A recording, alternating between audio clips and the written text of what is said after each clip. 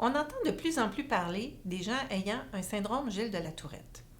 Qu'est-ce que le syndrome Gilles de la Tourette? Tout le monde croit que c'est quelqu'un qui a des tics sonores épouvantables et qui va dire des gros mots ou crier des gros mots dans l'entreprise et qui va déranger tout le monde.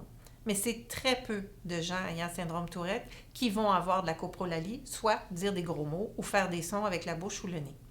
La majorité des gens ont quelques petits tics, mais qui sont très légers et peu visibles, surtout à l'âge adulte. Par contre, ils ont parfois aussi un trouble déficitaire de l'attention, mais qui peuvent soigner avec une médication ou contrôler.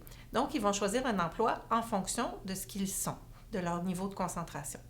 Quelqu'un qui a un syndrome Gilles de la Tourette et qui a également de l'anxiété ou un trouble obsessif-compulsif pourrait choisir un emploi qui lui permet de compulser. C'est-à-dire qu'il va refaire et refaire les mêmes gestes, mais que c'est essentiel dans son emploi.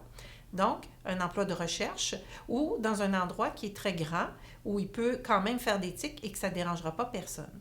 Ceux qui ont des tics sonores, mais qui veulent quand même avoir un emploi, on peut tout simplement leur permettre d'aller faire leurs tics en se levant de leur bureau et les laissant aller à un endroit un peu plus isolé, sortir leurs tics et revenir.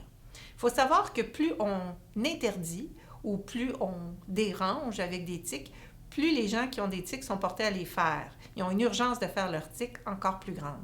Mais quand tout le monde est ouvert d'esprit et qu'ils savent que tout le monde est au courant pour leurs tics, le niveau de tics diminue et d'anxiété aussi. Alors, ce sont d'excellents orateurs, communicateurs, ce sont des leaders en anglais qui sont très positifs aussi pour les autres. Ce sont des gens qui ont passé à travers les préjugés, qui ont eu souvent de l'intimidation à l'école primaire. Et quand ils ont passé à travers tout ça, ce sont des êtres sains d'esprit très forts et qui souhaitent aider les autres. Ils ont aussi beaucoup de compassion et eux ne jugent pas les autres car ils ont été énormément jugés.